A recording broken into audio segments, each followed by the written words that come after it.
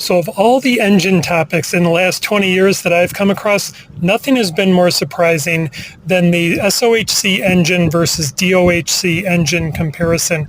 Now, I was really shocked to learn that early World War I planes actually used single overhead cam when they could have chosen pretty much any configuration. Push rod, dual overhead cam, pretty much everything was available at that time period, and they decided to go with a V8. It was called the Hispano-Suiza, which is Spanish and Swiss, and then it was manufactured in France. So the interesting story is, I've been trying to research what's better, single overhead cam or dual overhead cam, because I had a dual overhead cam engine fail on my car, and then I purchased a car with a single overhead cam, and I've had a lot less issues. So listen to this story. So there was originally, for the SPAD warplanes that they're using during World War I, they were going to use a French-built engine that had passed the test of 12 hours at full throttle at altitude.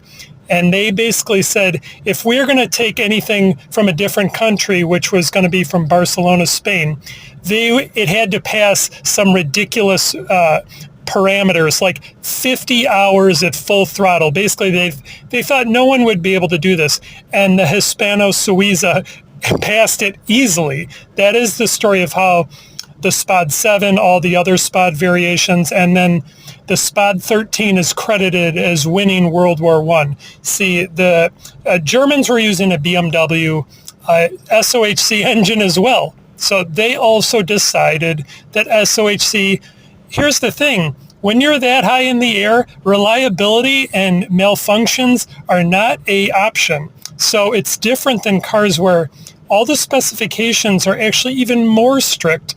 You've heard people talk about when Tesla first came to the United States, the amount of regulations you have to pass for a car engine could fill a room with telephone books. So it's even stricter for aviation. So the fact that a SOHC engine was deemed the absolute best engine for all the different countries to use during World War I found that to be pretty phenomenal. And then currently, recreational aviation engines, so the most popular one, I believe, is called the Aero Momentum, which is roughly an $8,500 engine that you can use to build like a kit plane. So basically, a single engine prop or propeller engine.